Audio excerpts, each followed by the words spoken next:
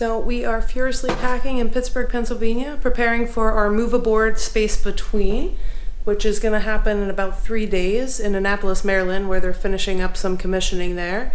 And then from there, we plan to set sail, John Michael, myself, and then 2 other crew members, doing a non-stop, hopefully 7-day sail straight from Annapolis to Fort Lauderdale.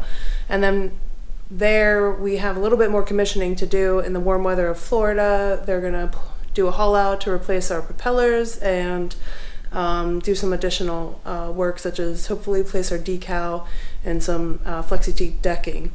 So we are just finishing up here, and you can see it's a bit chaotic with boxes. We still have Christmas lights up, you can see. Not really on target here. There's John Michael. And really what we've been doing is just pulling everything from all of our side rooms into the living area and kitchen area so that we're forced to deal with it and decide whether it goes, stays, gets stored, that kind of thing. So you can see it's a bit of a mess. We intend to keep very little in storage, just a few pieces of furniture. Oh, and JM's shop equipment, tools, 2 cars, basically all his stuff, because he says everything I own is trash. Here you can see JM being very helpful from the couch while I use my superhuman organizational powers to transfer our expired pantry to the boat. Oh, crikey! Would you look at that? Caught on camera, the rare sighting of John Michael doing dishes. Note the intensity with which he focuses on wandering around aimlessly, interrupting others' progress, a well-honed skill only another putzer can typically identify. We just got finished packing up. Yep. Might not look like it, but this is empty. We have everything divided into piles of blue is getting put in the trash and green stuff is getting put into storage. Over here on the wall is our kids' height over time, and these are the kids from the people who owned the house before us. It's pretty cool. We'll just see if how long that makes it, right? Yeah. So what do you think? We've been here how many years? 12 years. 13. Our son was born here.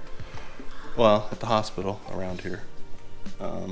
And, you know, we've been like hating this place for so long. The last year we've been waiting to get out of here. But now seeing it all empty is a little conflicting. You know, it's a little emotional. Better new adventures. Let's go. Later.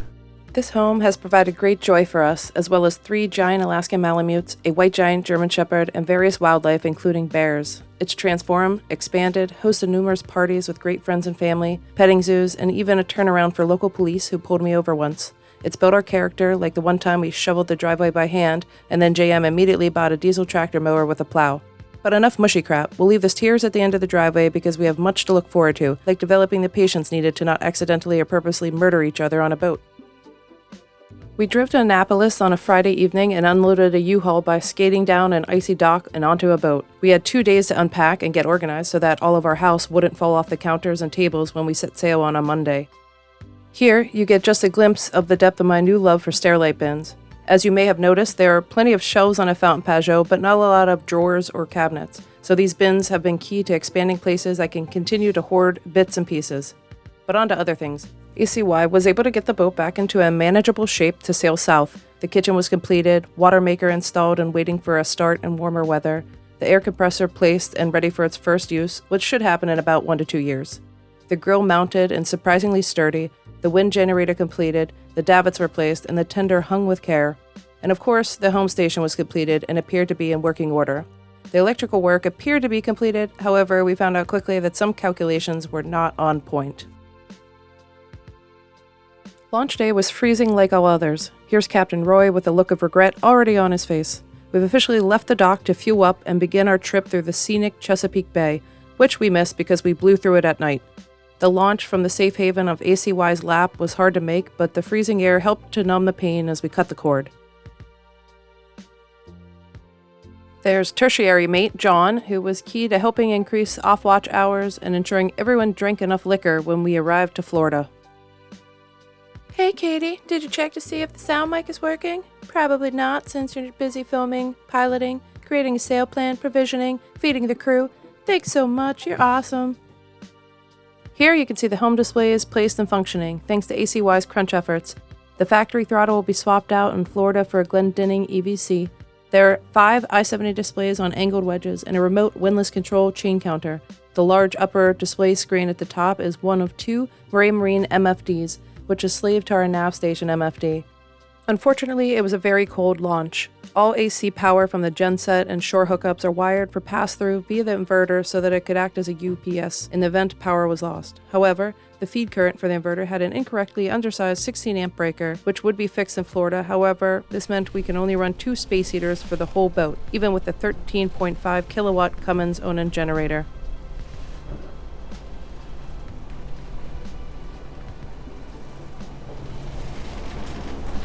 So you can see it's a little bit cold outside.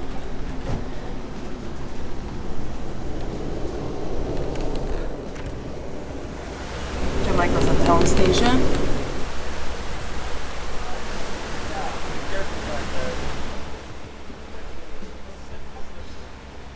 This snow makes us question the sailboat choice, as we originally had considered a trawler. However, we knew we'd be in the hot sun of the tropics, complaining about that heat soon enough. The back cockpit has become our backup refrigerator, since it's cold enough to store things out here. I was actually freezing my fruit, so we had to bring it inside. So we are on day 2 of our delivery of Space Between to Fort Lauderdale, Atlantic Cruising Yachts office, so they can complete the commissioning in warmer weather. And we are near Kill Devil Hills. I don't know if you can see it in the background. And it is freezing still. We had snow all morning. We have really good speed. Our true wind speed max hit 30 knots. It's averaging about 17, 18. Apparent wind speed is 12. It's on our stern, I mean. And we are about average. We're running 9 knots, which is pretty good. With just the Genoa going. We left the mainsail down because the wind is supposed to pick up even more as we approach Cape Hatteras. So we're going to keep it down for now because we're making pretty good time with just the jib.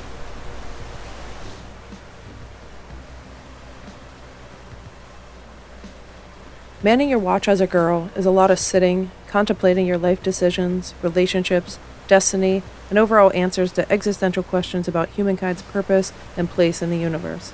You can also organize your thoughts, to-do lists, even learn a new language. For boys, JM shares his helm watch thoughts. Our dinghy's like flippin' sweet. So today is day 3 of our sail from Annapolis down to Fort Lauderdale. We are about to pass Cape Fear on our starboard side here, but I think we're far enough out that we're not going to be able to see anything. Last night was a little bit rough. We had the wind, 20 to 30 knot winds on our beam, which made for a very rocky ride.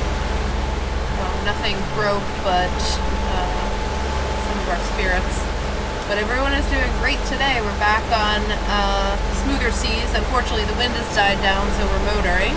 Had to roll in our Genoa.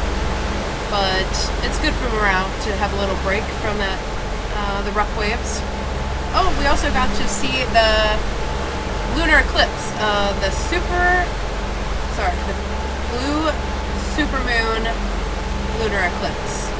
The sun came up just as it was starting to be eclipsed, but we did get to see a little slice of it. So that's about it. Oh, and we got our first fish in the boat. Well, we are just in between Cape Hope and Cape Fear, and we had put the rods out for the first time. And we caught 2 fish. What are they called again? Mackerels. There's one. And a bigger one. A bigger one too. Now we just have to learn how to fillet these guys.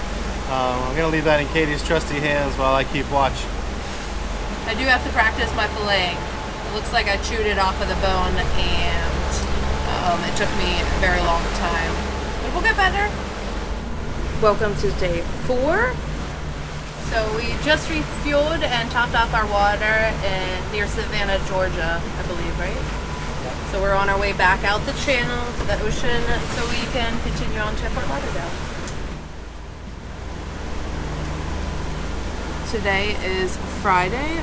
We should arrive in Fort Lauderdale tomorrow afternoon, evening.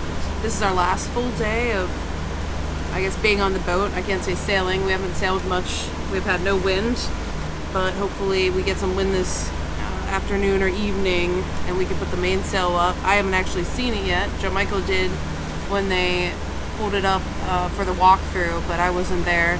I was busy provisioning, which took way longer than I thought it would. I think I was at the grocery store for like 2.5 hours and filled 2 carts by myself.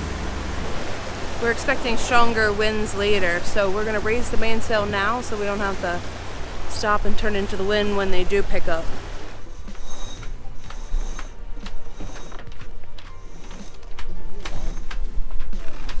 The Fountaine Pajot mainsail is an 83.5 meter square or almost 900 square foot sail.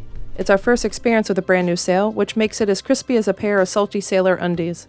It's stiff and does not fall into the bag well, which makes for good entertainment as Bruce Banner goes all Hulk style, mashing it into its sail bag. We are also not stoked about having to go to the mast every time we hoist the sail up. We are talking with Doyle Sailmakers to help us engineer an auto hook for our first mast car to lock the mainsail headboard in without having to treacherously go to the mast, which greatly reduces our exposure time to instant death. We're sailing wing on wing because the wind is directly behind us, so we open them up like a big parachute to help push us along.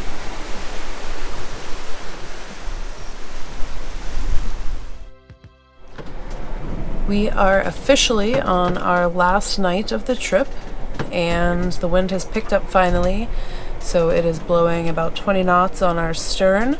We have both engines off finally, and we are just sailing with the wind. I don't know if you can hear it in the background, but it's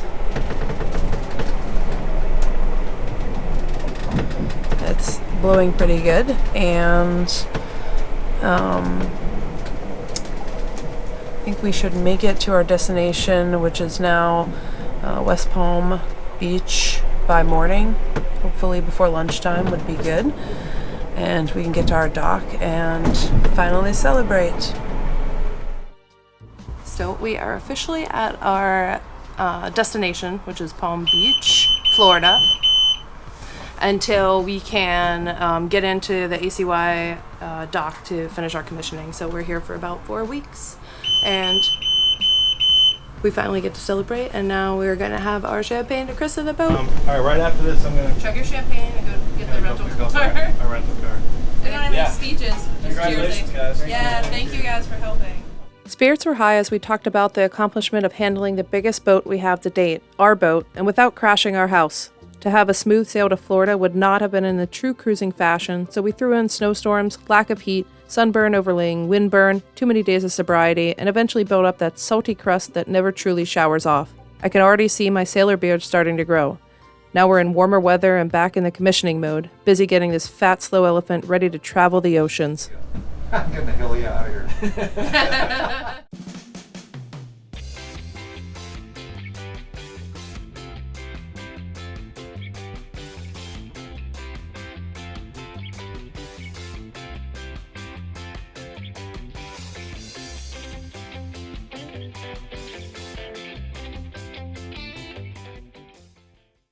Every time I stood up, my phone fell. I feel bad. You're like probably down there sleeping, and you're like, God damn it, Katie's on watch.